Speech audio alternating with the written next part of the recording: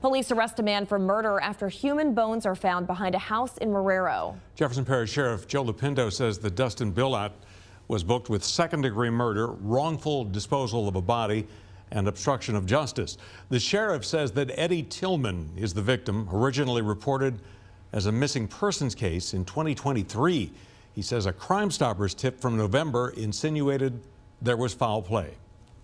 We ended up meeting with additional information with additional people that we were able to obtain, which led us to the possibility of Mr. Tillman that he would be found deceased, buried in the backyard. We ended up having the cadaver dogs come out to that location. Billat is being held on more than $500,000 bond.